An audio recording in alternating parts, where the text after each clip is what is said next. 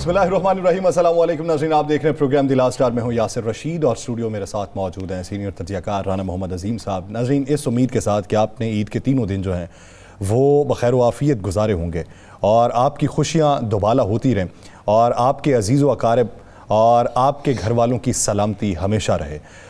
आज का प्रोग्राम जो है वो जो 2 दिन गुज़श्ता हमने प्रोग्राम्स किए हैं उससे बैक टू नॉर्मल वापस आए हैं, क्योंकि 2 दिन ईद की खुशियाँ थी तो ईद की खुशियों को दोबाला करने के लिए हमने वो प्रोग्राम ऑर्गेनाइज़ किए थे और आज फिर से उसी सियासी, मुआशी और अवामी मंजरनामे की तरफ बढ़ेंगे कि जो अवामी मंजरनामे में ईद के दिनों के बाद की सूरत हाल हमें देखने को मिलेगी, क्योंकि ईद गुजर चुकी है और ईद गुजरने के बाद आज जब उसका आखिरी दिन है तो कल सुबह का सूरज तुलू होगा तो वही सियासी गहमा गहमी फिर से शुरू हो जाएगी, वही एक दूसरे के ऊपर लफ्जी गोलाबारी का फिर से आगाज़ हो जाएगा। देखना यह है कि मुआशी जो अहदाफ हैं हुकूमत के, अगर हुकूमत उसके हुसूल की तरफ गामजन होती है तो आवाम के ऊपर मुआशी तौर पे कितना प्रेशर पड़ेगा या आवाम को किस हद तक रिलीफ मिल सकता है। और सियासी दंगल जो आने वाले दिनों में शुरू होने वाला है, यानी कल के जो इत्तेहादी थे हुकूमत के, PDM हुकूमत में, वो आज हुकूमत के मुखालिफ क्यों खड़े हैं, वो हुकूमत के मुखालिफ सफारा होकर जो खड़े हैं तो उसमें हुकूमत को तकवीयत मिलेगी या हुकूमत को नुकसान होगा। तो इसी बारे में बात करते हैं, राना साहब की तरफ बढ़ते हैं। राना साहब, क्या समझते हैं कल के दिन में सियासी तौर पर नोक झोंक का आगाज़ किस हद तक हो जाएगा? बिस्मिल्लाहिर्रहमानिर्रहीम, अस्सलातु वस्सलामु अलैका या सय्यदी या रसूल अल्लाह, अस्सलातु वस्सलामु अलैका या सय्यदी या हबीब अल्लाह। कल तो आपने बड़ी देर कर दी, ये तो ईद के पहले दिन से नोक झोंक शुरू हो गई हुई है। ईद के पहले दिन से पाकिस्तान के अंदर सियासी बाज़ार गर्म हो गया हुआ है। ईद के पहले दिन से ही सियासी शतरंज के जो मोहरे हैं वो चलना शुरू हो गए हैं। ये पहली ईद है जिसमें ईद की नमाज का ही सब ब्रेक है, सिर्फ ईद की नमाज की ब्रेक है और उसके बाद ब्रेक कोई नहीं है। चाहे वो जाती उम्रा में मीटिंग हो, चाहे वो इस्लामाबाद में हो, चाहे वो KPK हाउस में हो, चाहे वो नोडेरो में हो, किसी जगह भी मीटिंग हो, मीटिंगें हुई हैं, राब्ते हुए हैं। किसी को तो ईद की ब्रेक भी नहीं ना मिली। नहीं, किसी को ईद की ब्रेक नहीं ना मिली, किसी को। हाँ। लेकिन मैं कह रहा हूँ कि ईद की ब्रेक तक रख ले बस। उसके अलावा तो जितना कुछ हुआ है आपकी मेरी सोच से कई गुना ज़्यादा है। बात यह है कि आपने अभी मैं देख रहा हूँ स्क्रीन पे बड़े पकवान दिखा रहे हैं आप। मुझे ये बता दो, देख कितने गाने जहाँ पे ये पकवान पके हैं, कितने गाने पाकिस्तान के जहाँ पे ईद के मौके पर ये पकवान पके हैं, कितने घर हैं पाकिस्तान के ऐसे जहां पर लोगों को ईद के दिन भी गोश्त नसीब हुआ है, कितने घर हैं ऐसे जहां पर इसी तरीके से खुशी से ईद मनाई गई है। मुझे उन गिनती करके ना यासर साहब, हाथों पे गिनती करके मुझे बता दें, सियासतदानों को निकाल के, ब्यूरोक्रेट्स को निकाल के, आम आदमी की मैं बात कर रहा हूं, आम आदमी की। जिस मुल्क के अंदर 1000 रुपये तक ब्रायलर मुर्गी चली जाए ईद के दिनों में, ब्रायलर मुर्गी का गोश्त 850 से लेकर 1000 रुपये तक बिका है। ठंडा गोश्त भी बिका है महंगा, पता है ना ठंडा किसे कहते हैं? जी। जिसका आप शवारमा बड़ा खाते हैं, ठीक है ना, ये भी बिका है महंगा, ये सारा कुछ बिका है। क्या ये ईद पे तो खुशियां होती हैं ना या सर, ईद पे लोग देते हैं। हम सऊदी अरब से आए, खुदा की कसम वहां पर कमाल है, हर चीज 50% कम कीमत पे मिलती थी और यहां पर आके तो मैं कह रहा हूं एयरपोर्ट से अब शुरू हो जाए और घर तक पहुंचते पहुंचते पता चलता है कि जो बचा है वो भी खत्म हो गया। मैं तस्वीरें देख रहा हूँ तमाम TV चैनल्स पर, ईद पे दिखा रहे हैं जी लोग, हर TV एक ही दिखा रहा है, फलाने के घरे बड़ी बेहतरीन दावत हुई, रिश्तेदार आए। मैं सोच रहा था वो कौन है जिनके घरों में रिश्तेदार आए, क्या वो TV के लिए है या हकीकत में है? हकीकत में हमें देखना पड़ेगा ना कितने लोग हैं। जब ईद पर आपको 1000 रुपये kg ब्रायलर मुर्गी का गोश्त मिलेगा, जब नींबू महंगे मिलेंगे, सलाद का सामान महंगा मिलेगा, सब्जी ना होने सब के बराबर है बाजार में, मिलती है तो बेइंतहा महंगी मिलेगी, जब दूध 300 रुपये किलो से ज़्यादा मिलेगा, तो मुझे बताएं गरीब ने बेचारे ने सवैयाँ भी किस तरह पकानी है दूध वाली, वो किस तरीके से ये सारा कुछ करेगा।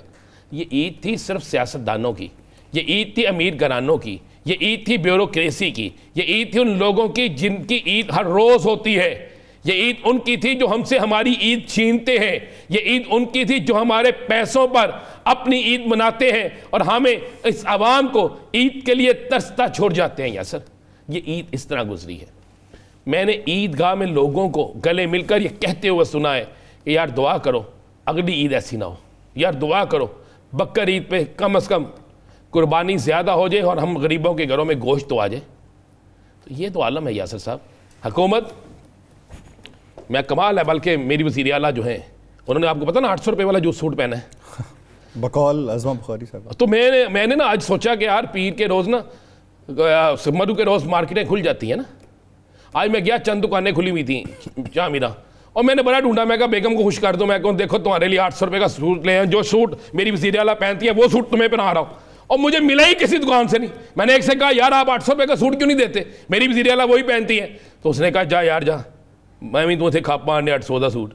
अब मैं पीर के रोज़ कोशिश करूँगा यासर साहब, आप भी कोशिश कीजिएगा, किसी पीर बाजार में नहीं कोशिश कीजिएगा यार, नहीं तो हम कोशिश करेंगे उसमें भारी सभा से दरखास्त करेंगे वो कहाँ पे सूट मिलता है जो मेरी वज़ीर आला पहनती है। हमारे लिए तो एहसास की बात है ना कि 800 रुपये का सूट मेरी वज़ीर आला पहने और मैं ना पहनूँ। मैं यही पूछना चाहता हूँ कि मेरी बहन मुझे बता दें, मेरी वज़ीर आला ने जो 800 का सूट पहना था वो मुझे बता दें, मैं कम से कम अपने घर तो ले जाऊँ, और ये पूरे नाज़रीन जो सुन रहे हैं भी 800 रुपये का सूट ले लें। यार दुपट्टा भी है, हाँ क्या कमाल है, सूट भी है, बेहतरीन सूट है 800 रुपये का, यार कमाल है। मुझे ये नहीं समझिए 800 कैसे कहते, 8 रुपये नहीं कहना चाहिए था उन्हें, बल्कि उन्हें 8 रुपये कह देना चाहिए था। ये तो आपको आलम है जिस मुल्क में सियासत की बुनियाद झूठ हो, जहाँ पे झूठी बातें करनी सबसे ज़्यादा एहसास रखता हो, जहाँ पे अवाम को बेवकूफ़ बनाना एहसास रखता हो, जहाँ पे अवाम को महंगाई की चक्की में फेंकना सबसे बड़ा एहसास हो, हम कहते हैं ईद मुबारक। वाह भाई यासर साहब, आपको ईद मुबारक भाई। हमें तो रोज़ों के बाद अल्लाह ने इनाम दिया वो ईद मुबारक, जो हमसे छीन लिया इस हुक्मरानों ने, चाहे वो किसी की भी हुकूमत हो, तो वो फिर मुबारक बात होना ना भाई। वो कहते हैं और रगड़ा लाओ, इतना रगड़ा लगाओ इन्हें, इतना कुछ करो। मैं तो तस्वीरें दे दे के मर गया हूँ तमाम हुक्मरानों की, ये आज फलाने हाउस में जा रहे हैं, आज फलां जा रहे हैं। किसी ने नहीं कहा कि मैं किसी गरीब बस्ती में जाकर आम घर में जाऊँ, उस गरीब बस्ती में जाके देखूँ कि वो गरीब किस तरह खाना खा रहा है। मैं उस घर में जाऊं जो सफ़ेद पोश है, जो अपना हाथ इस तरह नहीं कर सकता, वो किस तरह खाना खा रहा है। मैं उस जगह जाऊं जहां पे पता चले कि इस पूरे इलाके में ईद के रोज़ भी मुर्गी का गोश्त भी नहीं पका, मैं उस घर में भी जाऊं। तो ये तो आलम है यासर साहब। और हमने सियासत पे सियासत हम सियासत भी की है, करें बिल्कुल, ये आपका काम ही सियासत करना है। अवाम के साथ भी तो सियासत कर रहे हैं ना, अवाम के साथ कौन सी भलाई कर रहे हैं। आज वज़ीर इत्तलात आके कह गए हैं जी बिजली की कीमतों में कमी वाक़ई हो रही है, टैरिफ में कमी कर रहे हैं। कोई किस में की है आपकी टैरिफ में भी? आज से ऐलान। और भाईजान मेरा घर है बंद पर है, सुन ले मेरी बात, अभी मैं आया हूँ आज से, बंद पर है। मैंने कहा देख तो लूँ यार क्या मामला। अंदर गया तो बिल पड़ा हुआ था, 33 यूनिट का बिल पता कितना है? 8400 रुपये। ये मेरे पास है, अभी दिखा दूँ, 33 यूनिट का बिल है, 8400 रुपया। मुझे बता दें क्या वहाँ पर 33 यूनिट जो है, एक यूनिट कितने का बढ़ गया है? 800 का यूनिट दे दिया इन्होंने, कितने का यूनिट कर दिया है। बिजली का बिल कम करने जा रहे हैं, किस पे कब होगा? वो कल मैं टिकर देख रहा था, धड़ाधड़ चल रहे थे, लेकिन साथ वो भी टिकर पर है ना कि फरवरी के महीने में फ्यूल एडजस्टमेंट में कितने पैसे एडजस्ट किए गए हैं। मुझे तो किसी बंदे ने कहा जनाब ये जितने सोलर लग रहे हैं ना, सोलर यासर साहब जी जी, और उनका जिस घर में सोलर नहीं ना होगा, ये जो बिजली चोरी के पैसे हमें तकसीम होते हैं, वो उतने ज़्यादा तकसीम आप लोगों में होने हैं। कहाँ जाएं हम यार, मुझे यही बता दो आप जाएं कहाँ। बस मुझे एक काम कर दो, 800 रुपये का सूट ढूंढ दो। आपका तल्लक वास्ता अच्छा है, चले ठीक है, आप बड़ा पसंद करते हैं, मुझे भी 800 रुपये का सूट ढूंढ दो, और इस गरीब आवाम को भी 800 रुपये का सूट ढूंढ दो जो मेरी वज़ीर आला पहनती है, बस और कुछ नहीं चाहिए। मैं बड़ा खुश होकर कहूँगा मेरी वज़ीर आला जो सूट पहना, मेरे बेगम ने भी वही पहना। ढूंढ दो यार मुझे। आप बेगम के लिए वो वाला ढूंढ लें, अपने लिए वो जो वज़ीर आज़म ने बेचने हैं वो वाले ढूंढ लें। वो तो साढ़े बेचने ने आफरीन है धरते। वाह वाह वाह, सदके जावा, 2 दिन का म्यूजिक सुनकर तू सारी गल्लां भुल गए। वाह वाह वाह वाह वाह वाह यासर साहब, मैं कुर्बान धरते जावा। और उन्होंने ये कहा कि आपके कपड़े बेचने हैं, आपको इतना मजबूर कर देना है कि आप अपने कपड़े बेचें, आपको इतना मजबूर कर देना है कि आप बाजार में जाएं, गलियों मोहल्लों में जाएं, कहें कि कपड़े बेचने हैं। लोग अपने बस्ते बेच रहे हैं, बच्चों के बस्ते बेच रहे हैं, लोग कलम दवात बेच रहे हैं, लोग बीवी का जेवर बेच रहे हैं, बच्चों की साइकिलें बेच रहे हैं। इस ईद पे वो मैं देख रहा था कि उन्होंने कहा जी 70 से 80% सामान गोदामों में पड़ा रह गया है। और मैं हुकूमती तर्जुमान का बयान सुन रहा था, उन्होंने कहा जनाब बाजारों में तो पाँव रखने के लिए जगह नहीं थी, इतना रश था, इतना रश था, इतनी लोग निकले, इतने खुशहाल है कि जिसकी इंतहा कोई नहीं। मैंने कहा ठीक है जी जनाब, जो आप कहते हैं हम चला देते हैं। वो बिल्कुल ठीक कह रहे हैं, लेकिन वो जो गोदामों में माल पर है वो कहीं ऊपर से आया था, पता नहीं कैसे करते हैं। बस यासर साहब आपको भी ईद मुबारक, कौम को भी ईद मुबारक, जैसी वैसी ईद है वैसी ईद मुबारक। जहाँ तक सियासी मामला हैं यासर साहब, सियासी मैदान पक गया, क्या इस सियासी बिल्कुल बाकी देखें, इस सियासी दंगल का हुकूमत को फ़ायदा होगा, नुकसान होगा? क्या फ़ायदा क्या होगा, चलो मुझे समझा दें। अक्सर औकात नैरेटिव के तौर पे वो ले लेते हैं, जी देखें जी इन्होंने काम करने नहीं दिया। नहीं, इन्होंने काम किया कौन सा? चलो मुझे बता दें, इन्होंने काम किया कौन सा, मुझे बता देना। अभी करेंगे ना, निजकारियाँ करेंगे, अल्लाह भला करे, कीमतों में इजाफा होगा। बड़े काम किए हैं, बड़े काम किए हैं। मेरे साथ, मैं उम्रे में था तो मेरे साथ एक फैमिली थी मेरी बेटियों की तरह। उनके सलमान गनी साहब है ना, उनकी साहबजादी थी और उनका दामाद था। उनका दामाद मेरे पास आया, उन्होंने मुझे कहा, राना साहब आप बड़े व्लॉग करते हैं, बड़ा प्रोग्राम करते हैं, एक जिक्र तो कीजिएगा। मैं कहा बेटा बताओ मुझे। उसने कहा देखे ना, हमारी फ़्लाइट जो थी वो जद्दे से थी, कैंसिल हो गई। हाल ही वो तो नहीं, उसमें 400-450 लोग होंगे ना, कैंसिल हो गई। पता क्यों कैंसिल हुई? कि वो जहाज़ जनाब वज़ीर आज़म साहब के लिए चला गया।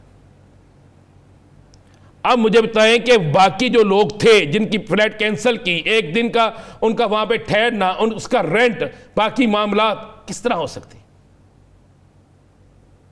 आप कहते हैं कि जनाब बड़ा काम जी, बड़े दौरे हो रहे हैं, बड़ा फलां हो रहे हैं। ये तो आलम हो गया हमारा।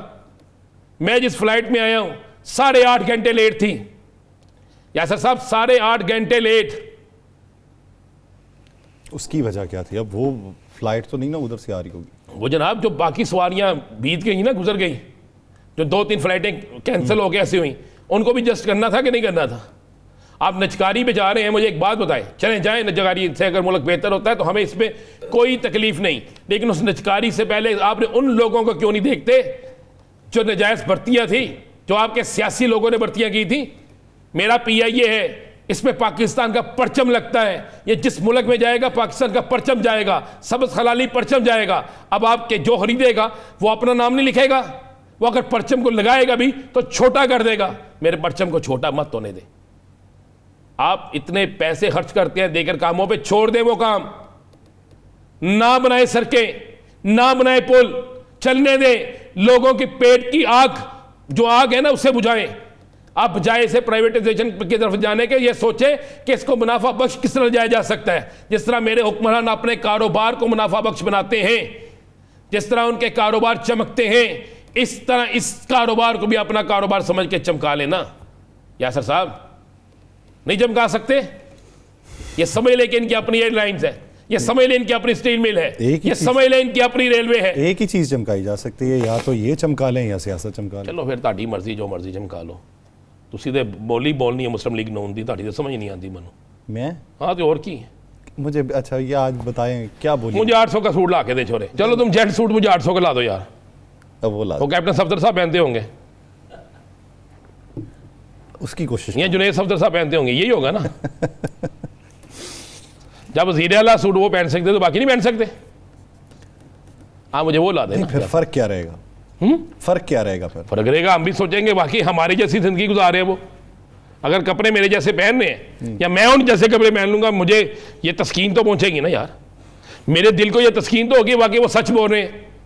और मैं जाके हर प्रेस कॉन्फ्रेंस में हाथ उठा के नारा लगाया करूंगा कि जनाब मेरी वज़ीर इत्तलात ने सच्ची बात की है और मेरे वज़ीर आला अवाम का दर्द रखते हैं, और जो अवाम खाते हैं वही खाते हैं, जो अवाम पहनते हैं वही पहनते हैं। वक्री गल अवाम को मरी जाना नसीब ना हो, सिबा में 4 दिन रही।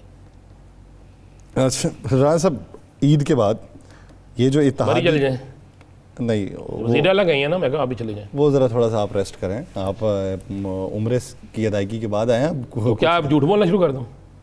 मैं इसलिए तो सच्ची बातें कर रहा हूँ। तो मरी में जाके क्या सच बोलना है आपने? यहाँ पे मैं कहा मरी चले जाए ना, हमने तो वही काम करना जो हमारी वज़ीर आला करेगी। अच्छा ये बताएं कि हुकूमत के जो इत्तेहादी थे अब मुखालिफिन में से होंगे, वो कितने तगड़े मुखालिफिन होंगे? कंप्रोमाइज्ड होंगे या रिटेलिएशन? आप 2 चीज़ें ज़हन में रखिएगा। ये जो जलसा कल हो रहा है ना, ये हो रहा पशीन में, चमन में, और पहला किसी सियासी जमात का वहाँ पे बड़ा इज्तिमाई जलसा है। अख्तर मेंगल, जमात इस्लामी, सुन्नी इत्तेहाद कौंसिल, तहरीक इंसाफ, महमूद खान चकजई, ये सारे इकट्ठे हैं। अल्लामा राजा नासिर सेनेटर जो हैं वो, ये सारी जमातें इकट्ठी हैं। आप गौर करें, इन जमातें, इनमें से अक्सरियती जमातें वो थी जो कल तक तहरीक इंसाफ के साथ नहीं थी। अब ये तहरीक पहली दफ़ा पाकिस्तान की हिस्ट्री में, पहली दफ़ा मैं ये रिकॉर्ड पे ला रहा हूँ, तहरीक शुरू हो रही है बलोचिस्तान से, और मत सोच, इस बात को ज़हन नशीन कर लीजिएगा, जब बलोचिस्तान से तहरीक शुरू होती है और उसके बाद जिस तरह उन्होंने कहा पंजाब में 3 जलसे, तो इसका बड़ा असर पड़ेगा। यासर साहब जरा देखिए तो सही, असर इसलिए पड़ेगा कि मौलाना साहब अलहदा अपना एक महाज खोलने के लिए जा रहे हैं, आपने अवाम को डिलीवर कुछ नहीं किया।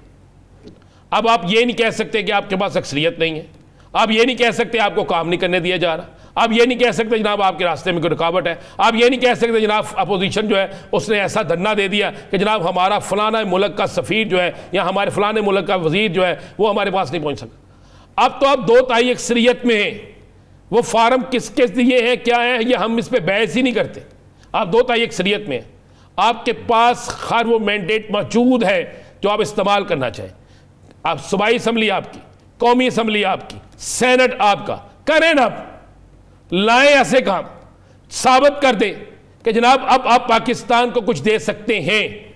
अगर आप अब भी साबित ना कर सके तो आप इस बात को ज़हन नशीन कर लीजिएगा, इस बात को लिख के रख लीजिएगा, हमारी सियासत में माफ़ी का लफ्ज़ नहीं होता। इस पाकिस्तान की सियासत में अवाम ने, आपने नहीं देखा, यहीं पे बैठ के डिस्कस होता था। खुद पीटीआई के कई लोग कहते थे कि जनाब ये निशान किस तरह याद रहेगा, लोग अपने हाथों पे निशान लिख के लाए, लोगों ने आके वोट डाला, लोगों ने साबित कर दिया कि वोट पड़ता है। लोग अब इतना ये साबित कर चुके हैं कि वो नजरियाती तौर पर जिस भी सियासी जमात के साथ है वो अपना नजरिया रखना जानते हैं। तो अब इस इलेक्शन, अब ये जो इलेक्शन या सिलेक्शन या जो भी है, इसके बाद अगर आप ये कहें कि सब अच्छा है तो ऐसा नहीं होगा यासर साहब। अब मुझे लग रहा है कि कुछ होने वाला है। सऊदी अरब के दौरे का नतीजा क्या निकलेगा? सर मैंने उस वक्त भी कहा था आपको, सऊदी अरब तो आपको हमेशा देता है ना, सऊदी अरब ने हमेशा आपके साथ अच्छा किया, उसका बेनिफिट तो इन्हें मिलेगा ना। अगर क्या, मुझे एक बात, क्या बेनिफिट मिलेगा? क्या डॉलर 60 रुपए का हो जाएगा, पेट्रोल सस्ता हो जाएगा, आम आदमी को रोजगार मिल जाएगा, गरीब का बच्चा किसी अच्छे स्कूल में पढ़ लेगा, आम आदमी जो है उसको मेडिसिन मिल जाएगी, क्या चीजें सस्ती हो जाएंगी, क्या बाबूजी के हुक्म के मुताबिक रोटी 4 रुपए की हो जाएगी, क्या बाबूजी के हुक्म के मुताबिक, उनके वादे के मुताबिक 10 रुपए किलो सब्जी हो जाएगी, क्या इस मुल्क के अंदर बिजली के रेट पुराने रेटों पे आ जाएंगे? ये मुझे बता दें, अगर आ जाएंगे तो फिर वेल एंड गुड। भाई उस इमदाद को जो पैसा मिला है उसको अवाम पे खर्च करें ना, उसके फायदे अवाम को पहुंचाएं, उसके फायदे उनको मत पहुंचाएं जो पहले ही फायदे ले लेकर खुशहाल हो चुके हैं, जो पहले ही फायदा ले लेकर अपने आप को एक आला सतह पे ले गए हैं, उसको ना बचाएं। साहब आप देखते हैं कि नून लीग में वो जो फॉरवर्ड ब्लॉक की बातें हो रही हैं वो ईद के फारी बाद कोई अगले 1-1.5 हफ्ते सारी चीजें आज ही करनी है, सबर तो कर लें यार, कल करेंगे यार इस पे बात, थोड़ा सा टीजर थोड़ा सा टीजर दे दें। बस मैं आपको बता दूं कि बंदों के नाम ही बता, नाम रहने दो, मैं आपको इशारा दे दूं, थोड़ा सा तादाद ही बता, मैं आपको इशारा दे दूं ना। प्रेशर बढ़ गया कि 5 लोगों को फौरी फारग करें, 5 लोग, उन 5 के नाम भी दे दिए गए। अब मामला यह है कि फारग करते हैं तो फारग होते हैं, नहीं फारग करते फिर भी फारग होते हैं। बस मैं इतना बता दूं, फिर अगली कल इस पर स्टोरी करेंगे, पूरी करेंगे कल। क्यों परेशान हो गया यार, आपकी है अभी हुकूमत, क्यों परेशान हो गया? बस 800 रुपये दी, शुरुआत में ले आके दो। लाहौर, शेखुपुरा, फैसलाबाद, गुजरांवाला से आगे पोटोहार भी हो सकता है बेटा, जैसा साहब पोटोहार भी हो सकता है, इंतजार तो करें। सिंध में भी बंदा जा सकता है, ये कौन सी बात है? चलता चलता KPK और बलूचिस्तान भी जा सकते हैं। तख्त बदलना है किसी का, बस मैं तेरा इशारा दे दूं, कल के कल कर लेंगे। किसी तख्त की बात हो रही है और किसी तख्त को उल्टने की बात भी। चलें इस पे कल कर लेते हैं, फिर बात इस पे कर लें कि सेनेट इलेक्शन जो है वो अब पाकिस्तान तहरीक इंसाफ समझती है कि ये गैर आईनी है क्योंकि कॉरम पूरा नहीं था। अब कॉरम पूरा ना होने पे मुख्तलिफ चीज़ें भी हो चुकी हैं, लेकिन यहाँ पे तो मामला फेडरेशन का है ना, जहाँ पे फेडरेशन इन्वॉल्व होती है वहाँ पे कॉरम तो पूरा करना होता है। पहले सदर का हुआ और अब दूसरा ये फेडरेशन वाले मामले में सेनेट बनता है, तो क्या इसको सुप्रीम कोर्ट में जाता देख रहे हैं?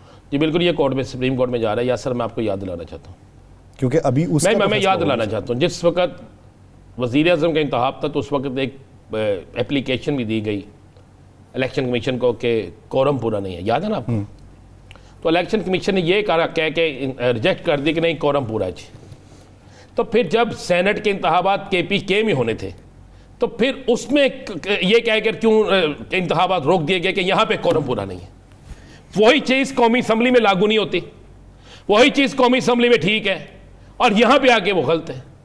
तो इसका मतलब है कि मामला तो कहीं और से ख़राब है ना, और जहाँ से ख़राब है वहीं से ठीक करना पड़ेगा इसको। ये इलेक्शन जो हुआ है सेनेट का, ये चैलेंज होने जा रहा है। देखें 15 तारीख से अदालतें खुल रही हैं, 15 तारीख के बाद आपको रोज़ाना एक बड़ी खबर मिलनी है। रोज़ाना आपको अदालतों में, अदालतों के बाहर आपको कुछ नया सुनने में मिलना है। ये जो आप फॉरवर्ड ब्लॉक की बात कर रहे हैं, कल इस पर बड़े डिटेल या सब डिस्कस करेंगे। और मेरी आज एक बड़े सीनियर लीगी रहनुमा से बात हुई है जो उस फॉरवर्ड ब्लॉक में बड़ा मुतहर्रक होगा, और मैं उनकी बातें, उनकी तादाद, उनके लोगों को सुनकर मैं इतना परेशान हो गया हूँ कि इसका मतलब है कि कुछ बड़ा होने वाला, इतनी जल्दी होने वाला मैं सोच नहीं सकता था, मैं सोच नहीं सकता था।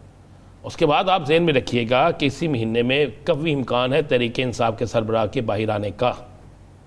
अच्छा, कभी इम्कान है। उसकी बातें इतनी मुस्तनद क्यों की जा रही, इसकी बुनियादी वजह? केस क्या है? केस तो सर 200 बनते हैं, फिर केस तो 200 केसों में से सारे केसों में इख्तियारी तो नहीं है ना। मैं बात ये कर रहा हूँ करो ना, देखें 3 केस है ना बड़े, साइफर, तोशाखाना, इद्दत केस, यही है ना जी। इद्दत केस में उन्होंने हर सूरत में क्या फैसला देना है। तोशाखाना में बेल हो गई, साइफर में आपको नजर आता है सारी बहस के बाद कि साइफर में कुछ है, तो फिर आपने किस में क्या करना है, किस में सजा देनी है? सजाएं आप दे चुके हैं, अगर वो सजाएं काला तुम हो के बाहर आने का इम्कान है।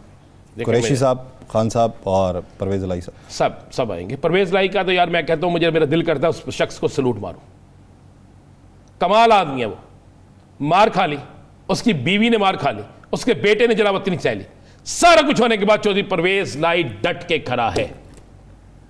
और इतना इस उम्र के इस हिस्से में, और आप एक अहम तरीन ओहदा छोड़ के आए हो, और आपको बीमारी भी हो, हॉस्पिटल में भी बार बार जाए, पसलियां भी टूट जाए, सारा कुछ होए, आप खड़े हैं। उनकी बेगम के साथ, उनके रिश्तेदारों के साथ क्या हुआ यासर, याद है ना आपको? जी। आज तक क्या हो रहा है? खड़े हैं। मोनस लाई खड़ा है। बात यह है कि जो लोग खड़े हैं ना, किसी भी सियासी जमात के साथ हो, मैं ये नहीं कहता किसी भी सियासी जमात के साथ हो, उनकी हमेशा कदर होती, और वही लोग हमेशा सियासत में और अमली ज़िंदगी में जिंदा रहते हैं। तो वाकई चौधरी परवेज इलाही साहब ने सालिक हुसैन साहब से मिलने से इनकार किया था और फूल वापस भिजवाए थे। सारा कुछ किया जी। उन्होंने एक चीज़ बिल्कुल वाज़े कह दी है, बिल्कुल वाज़े कह दिया है कि अब कोई ऐसी मुलाकात नहीं होगी जिसके बाद ये तासर दिया जाता है कि जनाब हमारे तो मामला तय है। मुझे एक बात बताए ना, परवेज़ इलाही साहब की फैमिली के साथ जो हो रहा है, उसके बाद ज़िम्मेदार किसको करार देते हैं? फिर उन्हीं से मुलाकात करें, ये तो मुमकिन नहीं है। तो इसलिए यासर साहब जो हालात नज़र आ रहे हैं ना मुझे, वो बहुत जल्द पतंग कटने वाली है, बहुत जल्द। अच्छा राना साहब, वो जजेस के खतूत के मामले के ऊपर Pakistan bar council, supreme bar council और तमाम हाई कोर्ट बार्स जो हैं वो उसमें फ़रीक बनना चाहती हैं उस केस के अंदर। उस केस पे क्या कोई तहरीक चलती देख रहे हैं, या उस केस पे आप देख रहे हैं मेन स्ट्रीम मीडिया में ज़्यादा? एक ब्रेकिंग न्यूज़ दूँ जी, बड़ी ब्रेकिंग न्यूज़ देने लगा। जी। मियाँ नवाज शरीफ भी उस केस में फ्रीक बनने जा रहे हैं खुद? हाँ, ये बात को खबर दे रहा हूँ, मियाँ नवाज शरीफ साहब उसमें फ्रीक बनने जा रहे हैं। शौकत सदीकी साहब के केस का हवाला बनाया जाएगा और कहा जाएगा कि मुझे बताया जाए मेरी हुकूमत गिराने में भी किस किस ने रोल अदा किया, चाहे वो जजिस हों, चाहे वो कोई और अदारा हो। इसमें मियाँ नवाज शरीफ साहब पटिशनर बनने जा रहे हैं। आप इस चीज़ को, आज मैं आपको ब्रेकिंग न्यूज़ दे रहा हूँ, ये बात लिख लीजिएगा और आपको चंद दिनों में ये बात समझ आ जाएगी। उसे उन्हें रोकने की कोशिश की जा रही है, लेकिन मियाँ साहब नहीं रुकेंगे। इसलिए मैं कह रहा हूँ कि पतंग कट सकती है। इस ज़मीन में क्या डेवलपमेंट होती है, इस पर मजीद बात होगी। नाज़रीन एक ब्रेक लेते हैं, ब्रेक लेने के बाद वापस आएंगे, इसके ऊपर मजीद बात होगी और मौशी मंद होगी, कहीं नहीं जाएगा। Stay with us.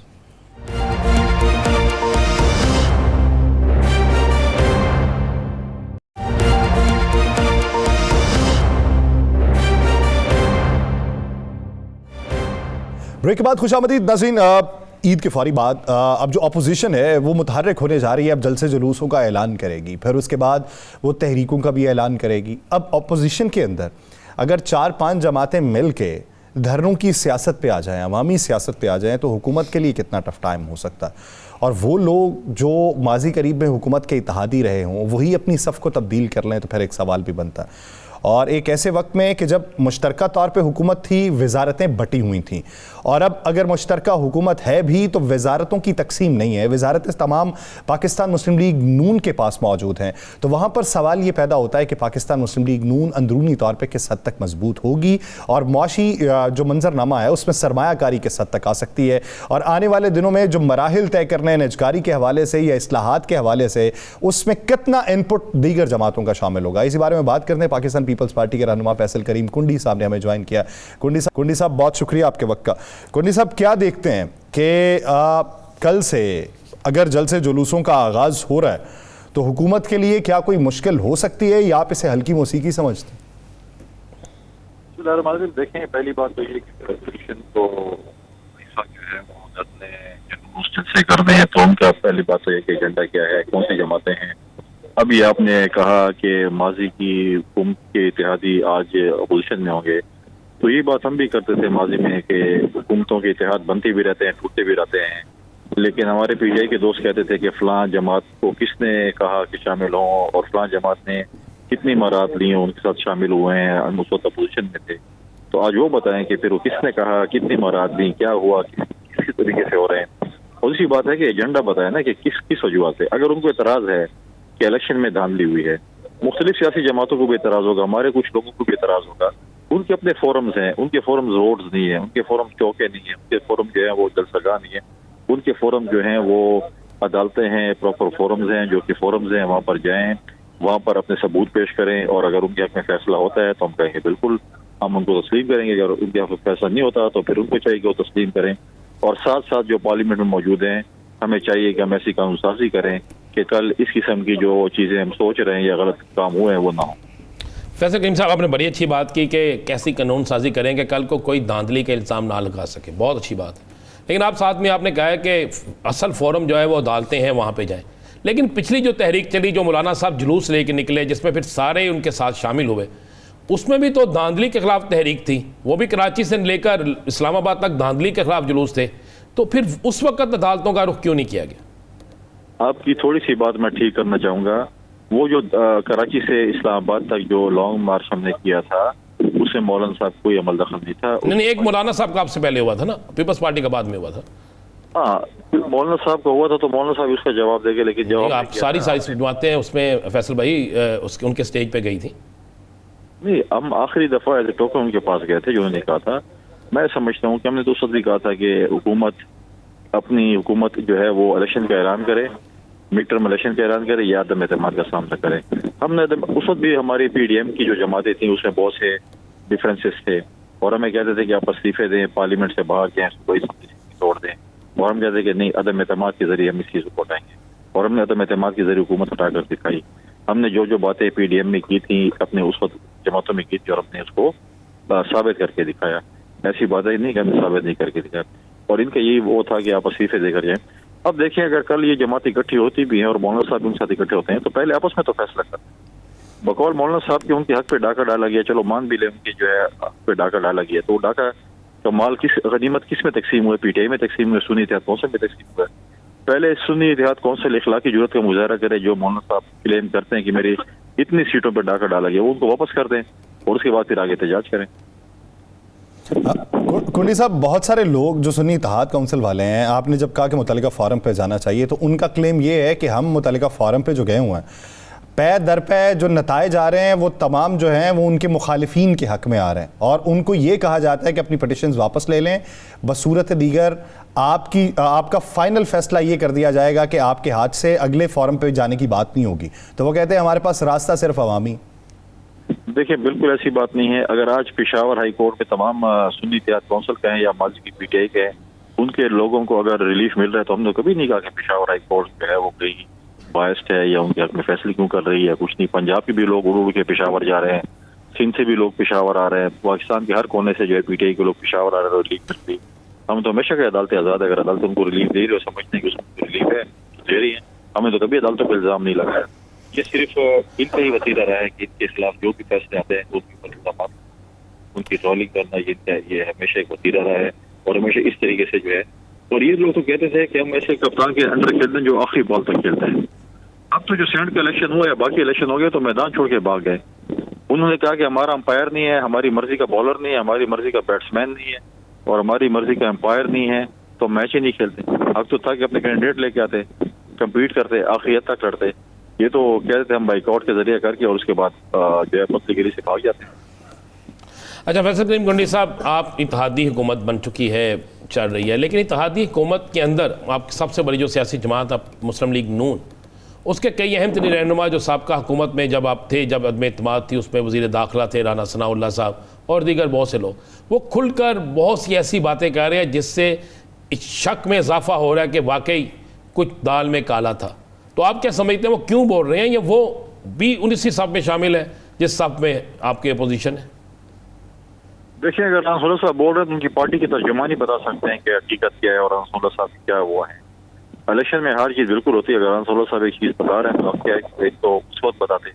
दूसरी बात यह कि उनकी पार्टी के जो लीडरशिप है, उनके पार्टी के तर्जुमान है या इंफॉर्मेशन मिनिस्टर साहब हैं, वो उनके मुतालिक बता सकते हैं। अगर मेरी पार्टी का होता तो मैं डेफिनेटली आपको उनकी तर्जुमानी का तो बता कि क्या बोल रहे हैं।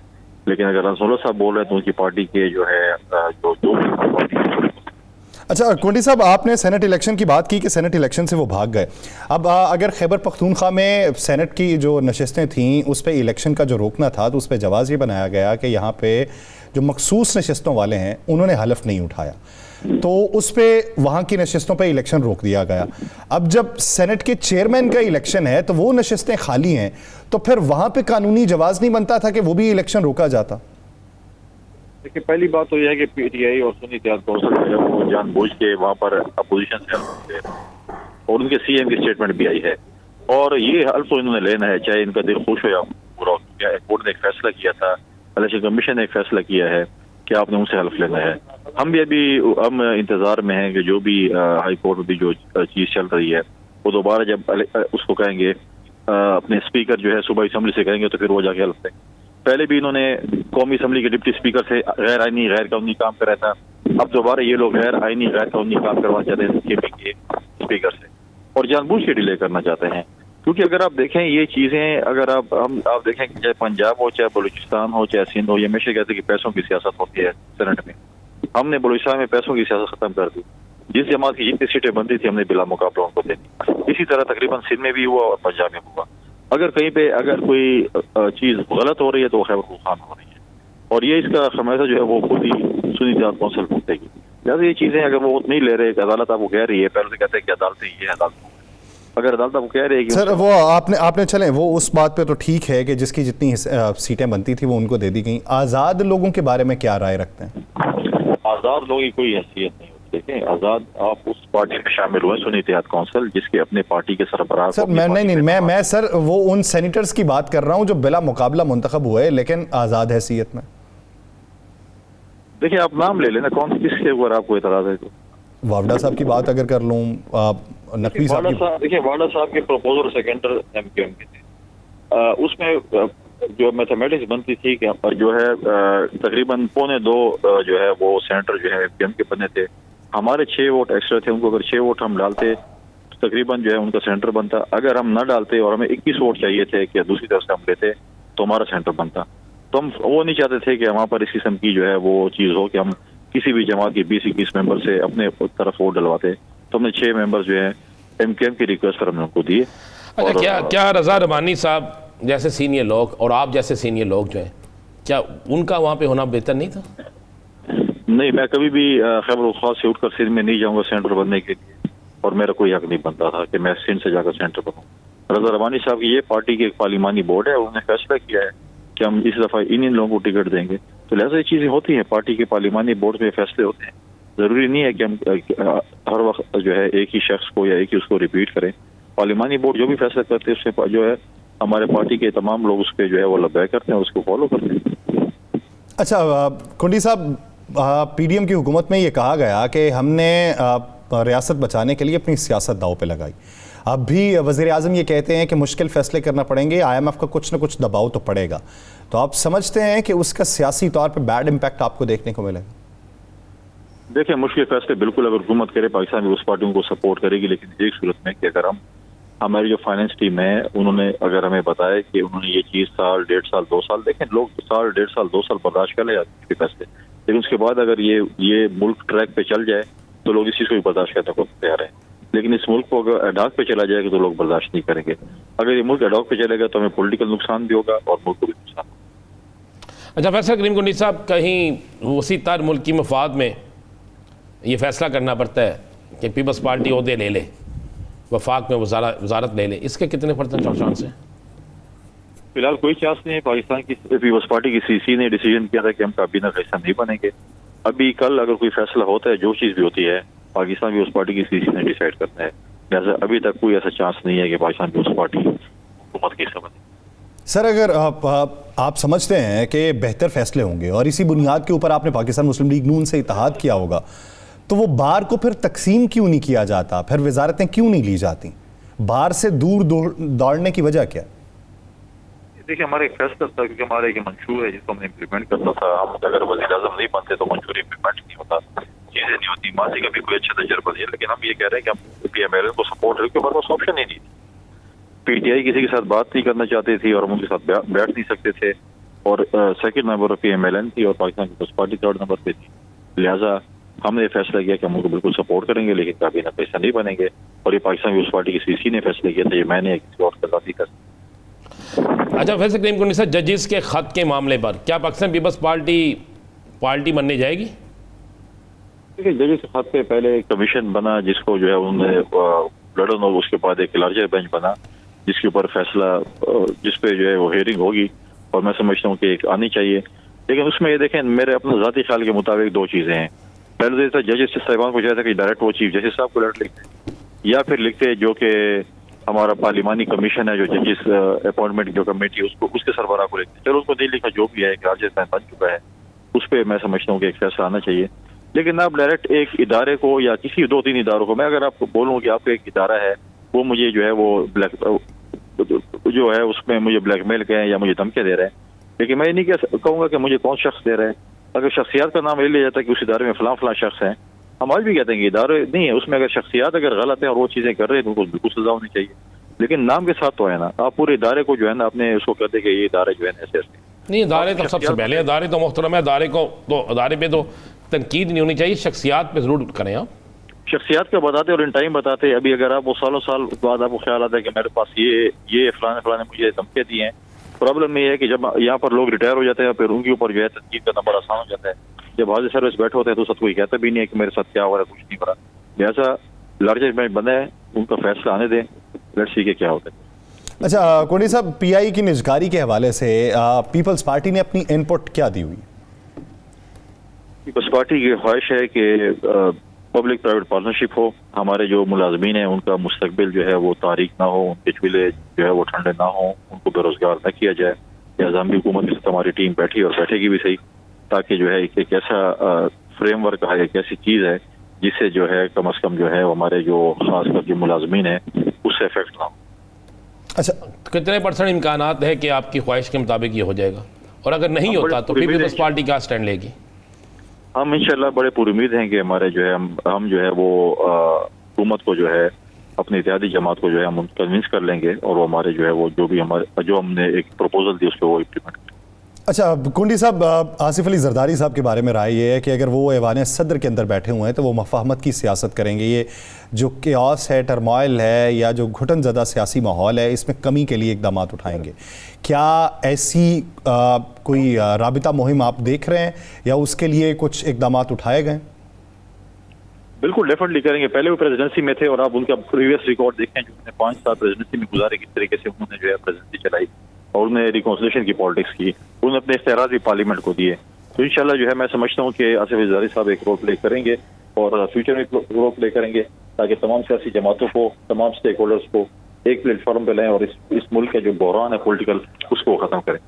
इस मुल्क के मुआशी बहरान, इस मुल्क के सियासी बहरान के खात्मे के लिए भी वो इक़दाम उठाएंगे। बहुत शुक्रिया फैसल करीम कुंडी साहब, इस वक्त देने के लिए। नाज़रीन, दीगर इश्यूज़ पे बात करेंगे एक शॉर्ट ब्रेक के बाद, कहीं नहीं जाएगा। शेविदास।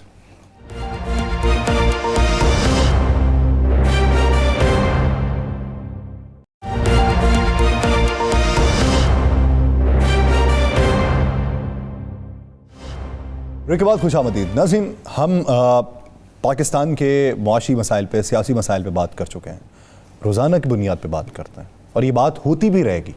ये मौज़ूआत जो हैं ये ख़त्म होने वाले नहीं हैं, लेकिन इस ईद के मौके पे और रमज़ान मुबारक के मौके पे और पिछले अगर 6-7 महीनों को अगर देखें तो हम जिस तरीके से ज़िंदगी गुजार रहे हैं, अगर हमें अशियाए ख़ुरनोश की फराहमी नहीं भी होती, क़ुव्वत ख़रीद कम भी है, कसम पुरसी की हालत में ज़िंदगी गुजार रहे हैं, मान लिया कि एक बहुत बड़ा तबका कसम पुरसी की हालत में गुजार रहा होगा, लेकिन फिर भी आपकी सांसें बहाल हैं।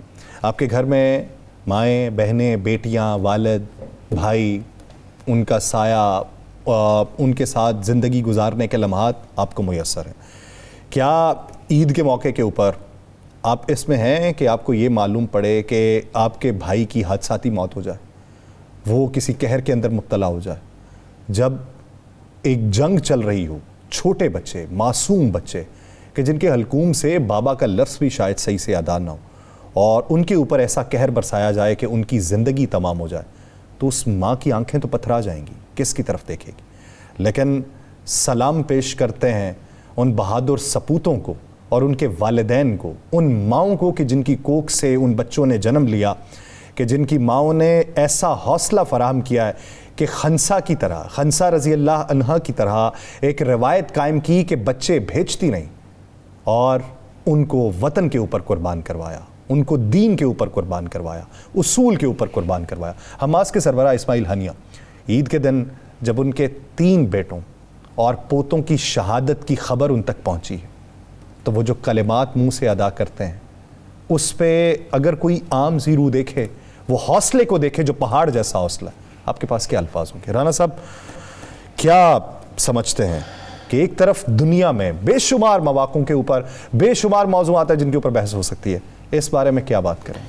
देखिए, मैं समझता हूँ कि ईद आज़ाद कौमों की होती है, ईद कुर्बानी देने वालों की होती है, ईद उनकी होती है जो हकीकी ईद, जिन्हें पता हो कि हमने इस ईद के लिए कितनी कुर्बानियाँ दी हैं, इस वतन के लिए कितनी कुर्बानियाँ दी। ये ईद तो गज़ा के मुसलमानों की ईद थी कि जिनके हाथ पे मेहंदी लगी तो खून की, जिन्होंने ईद की नमाज के बाद दूसरी जो नमाज़ पढ़ी वो नमाज जनाजा था, जहाँ पर मासूम बच्चे आंखों में आंसू लिए लेकिन हाथ में परचम पकड़कर ये दुहाई दे रहे थे, ये ललकार रहे थे, ये कह रहे थे कि हम कुर्बान होने के लिए तैयार हैं, हम मरने के लिए तैयार हैं, हमारी लाशों पे मातम मत करना। उनकी लाशों पे मातम करो जो जिंदा हैं लेकिन अपने आप को मुसलमान कहते हैं, जो जिंदा हैं अपने आप को इस्लाम का दाई कहते हैं, जो जिंदा हैं लेकिन हमारी लाशों को देखकर उनके दिल जो है वो मुर्दा हो चुके हैं, उनकी ज़बान जो है वो थक चुकी है, उनकी ज़बान बोलती नहीं है, जिनकी आंखें पत्थर की आंखें बन चुकी हैं। मातम सिर्फ उन पे करो, हम पे मातम मत करना। आप गज़ा में आपने देखा ही यासर, ईद के रोज़ भी बमबारी हुई। आप इस्माइल हनिया की बात कर रहे थे, मैंने उनके वो फिक्रे सुने, उन्होंने कहा मेरे बच्चों का खून मेरे कौम के खून, कोई एक शिकन नहीं, भाई जहां पे शहादत का जज्बा हो, जहां पे आज़ादी की जंग हो, जहां पे पता हो कि इस्लाम के लिए हम लड़ रहे हैं, जहां पे पता हो कि यहाँ इसके लिए हमने जान देनी है, इसी के लिए हम जी रहे हैं और असल जिंदगी यही है कि जो जान देने के बाद होगी, तो फिर क्यों ना हो। मुझे तो देख रहे कि मातम होगा आने वाले वक्त में, ज़हन में रखिएगा, ये रोज़े महशर भी पूछा जाएगा। मैं रोज़े महशर इस बात सवाल का जवाब मांगा जाएगा, रोज़े महशर ये सारी चीज़ें पूछी जाएंगी कि बताओ तुमने देखा, तुमने जाना, तुम्हारे पास ताकत थी, बोलने की ताकत थी, लिखने की ताकत थी, लड़ने की ताकत थी, क्यों नहीं लड़े, क्यों नहीं लिखा, क्यों नहीं बोले। या सर मैंने एक चीज़ ज़रूर देखी, सरकारी सतह पे तो नहीं लेकिन अवाम को मैंने देखा कि ईद की नमाज फ़लस्तीन का परचम वाला झंडा, जो परचम वाला जो वो पहन के लोगों के ऊपर अमामे में रख के वो किया, लोगों ने किया इसलिए कि वो जितना कर सकते थे किया। लेकिन क्या जिंदा कौमें ऐसे ही करती हैं? जिंदा कौम है तो वो गज़ा में है, जिंदा कौमें हैं तो फ़लस्तीन में है, जिंदा कौमें हैं तो वो हैं जो आज भी अपनी जंग लड़ रही हैं, अपनी नहीं इस आलम इस्लाम के लिए, जिनको पता है कि जिनके सारे बच्चे भी शहीद हो जाएं वो फिर भी जंग लड़ रहे हैं। उन माओं को सलूट है जिनके गोद से निकला हुआ बच्चा शहीद हो गया लेकिन उन्होंने गज़ा नहीं छोड़ा। उन बच्चों को भी सलाम है जिनकी पूरी फैमिली खत्म हो गई लेकिन वो आज भी पत्थर पर बैठकर गज़ा के अंदर परचम पकड़ते हैं अपने फ़लस्तीन का और नारा जो है वो आज़ादी का लगाते हैं।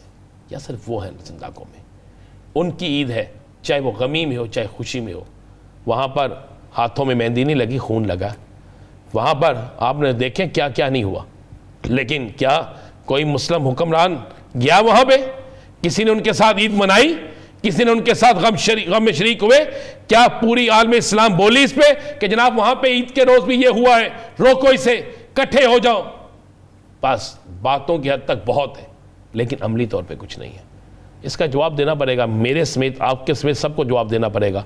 और वहाँ पे जवाब देना पड़ेगा जहाँ पे आपकी ताकत नहीं चलती, वहाँ जवाब देना पड़ेगा जहाँ पे आपका ओहदा नहीं चलता, वहाँ जवाब देना पड़ेगा जहाँ पे आपके साथ जितने मर्जी गार्ड हो उनकी भी नहीं चलती। वह है रोज़े महशर, वह है बारगाह अल्लाह ताला की बारगाह में, रसूल पाक सल्लल्लाहु अलैहि वसल्लम की बारगाह में जवाब देना पड़ेगा।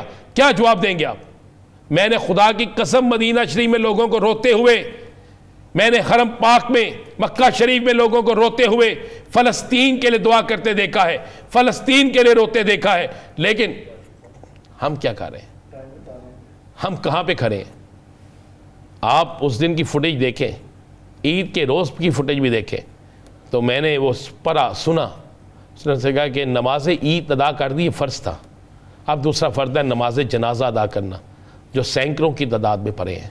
अब उनकी नमाज जनाजा 11 साल का एक बच्चा, उसने उसका पाकिस्तानी उर्दू तर्जुमा ये बनता है, उसने कहा कि बरोज़े महशर खुदा के सामने खड़ा हूँगा अपने बाप की उंगली को पकड़ के, और इब्लीस के चेलों की तरफ देख के कहूँगा कि इनकी खाल को उधेड़ें जिस तरीक़ों से इन्होंने हमारा मुल्क उधेड़ा। और फिर खुदा से ये कहूँगा कि उनसे भी पूछें कि जो ताकत रखते थे और हम चीखो पुकार करते रहे लेकिन उन्होंने हमें सुना नहीं। कबीले का फ़र्क होता है, देखिए कि हम किस सफ़ में खड़े हैं। मुझे दीजिए इजाज़त, मुलाकात होगी अल्लाह ने के पास।